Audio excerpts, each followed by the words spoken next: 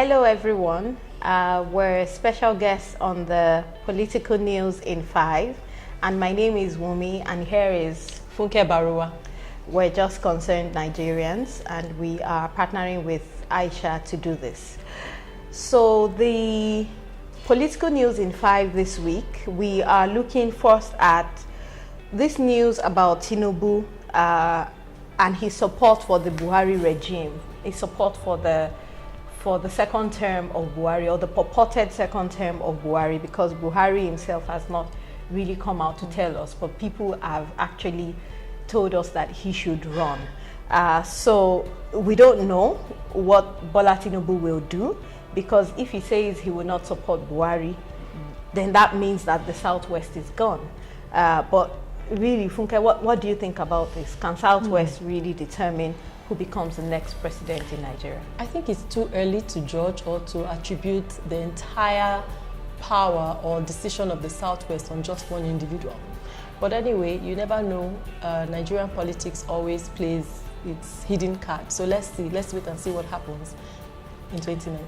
Yeah, so some people would say that, you know, how it works in politics is some people have control of the political structures. You know, so once they give the word go, the soldiers, you know, those who vote, then begin to go. So though we know that it's not only the political party members that vote on election day, there are other people like you and I who are not political party members that vote. But what if Tinubu gives the word? What if he doesn't support Buhari and he gives the word, you know, don't vote for Buhari? We know that the Southwest played a very huge role in Buhari's emergence as a president in 2015, because Buhari is someone who has always won the Northeast, Northwest, and you know, a bit of North Central. And this will have a major boost if Tinubu should say, I support Buhari. Well, like I would always say, we'll wait and see.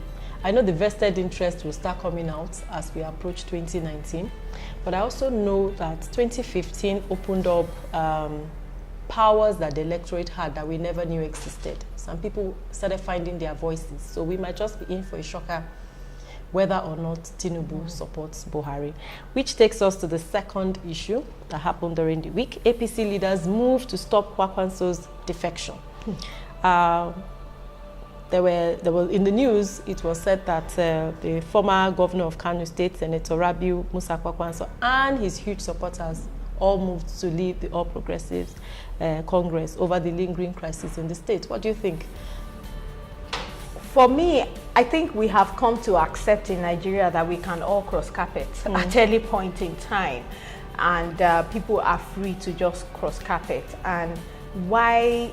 I mean, I'm wondering, why is one person's cross-carpeting, you know, such a big issue, if not for the huge number of votes that Kano returned during the 2015 elections. And we know the rift that is growing between the current governor and the senator.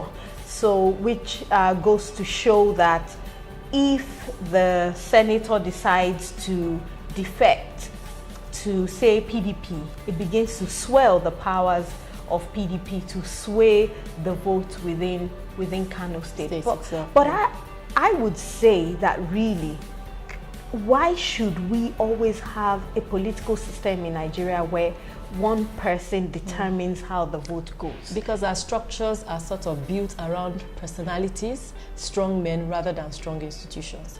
And the truth is, you would agree with me, APC, PDP, okay, let's just take these two, the third force, these two sides of one coin, while we wait for the third force. The ideologies are not that different, so you can't really see the difference between a PDP or an APC. So the cross-carpeting itself really doesn't bother me. What bothers me is the fact that every day we lose our political structures because there is no ideology behind any one of them.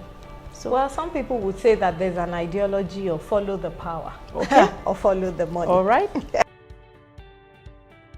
We also heard during the week that PDP is offering APC senators and reps automatic tickets. You know, take a bow.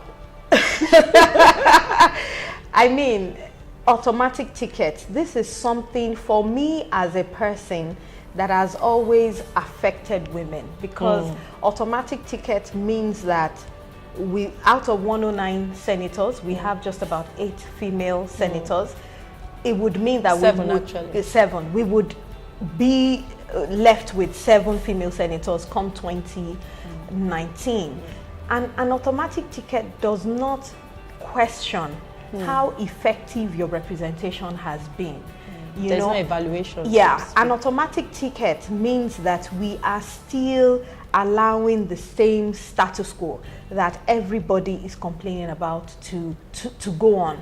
An automatic ticket means that there is no internal party democracy, you know, which is one of the things that is affecting not only women, but also even poor men. You know, people with social political capital, but who are not able to muscle, you know, through the primary or the primaries that the parties give a show of.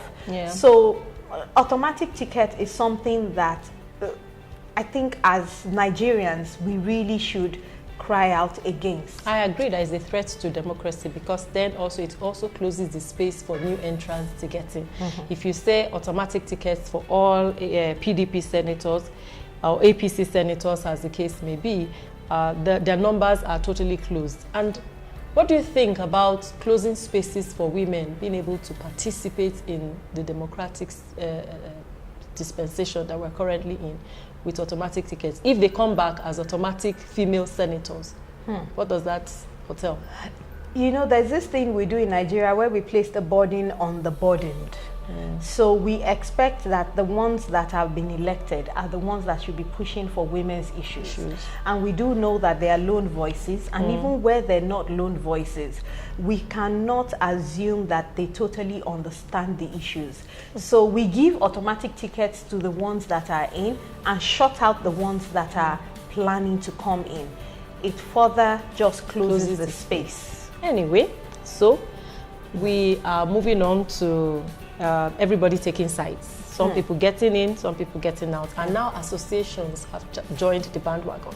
So there's PDP, there's APC, there's a third force that we're waiting for. And associations have also joined in, saying, don't remove Buhari. All the Fulani in Nigeria are behind Buhari. What does this mean for politics when we start taking sides, even with non-political institutions and non-political structures? Well, I think that the truth is we cannot live without taking sides. As you know, we're all human beings and political animals. Yeah, we know what we feel. The personal is also political for every one of us, either you're a feminist or not. And everybody is entitled to take their sides based on what they feel will work well for them. But of course, what remains to be seen is, will this be a fair contest? You know, the side taking, is it going to sway the vote to, you know, to one candidate as opposed to the other? Are we going to start talking about the issues even as we take sides? Because that is what I would like to see in Nigeria, a situation where we begin to talk about the real issues. What plans do you have? And that should inform the sides that we take. So everyone is entitled to take sides, but then on what basis are you taking the sides? Okay. So Wumi, letters flying around everywhere. When would you write yours? You know, unfortunately, even if I write a letter, who would read it? Who would read it and who would know that I've written a letter? But what worries me is, why should the letter written by someone actually begin to throw the whole political space into so much turmoil? You know, to the extent that a spokesperson becomes a wanted person. You know, in Nigeria, it's the political space in Nigeria is sometimes just a paradox, or what you would call a theater of absurdities. How in one breath someone has the approval of his principal to make a statement, and in the other breath suddenly he becomes a wanted man, you know, for saying what the principal wanted to say, and ends up writing in a letter telling us that we need a digital presidency. It's you know, Nigerians look up to what the people we call political bigwigs as people who should direct our thinking. But I think we need to start thinking within ourselves. What do we want to see in 2019? Good question. The PDP governors and National Working Committee dump Atiku and throw weight behind Lamido's presidential ambition. We've always known that it's not going to be a smooth sail for Atiku Abubakar. But I'm just wondering, where is it going to swing?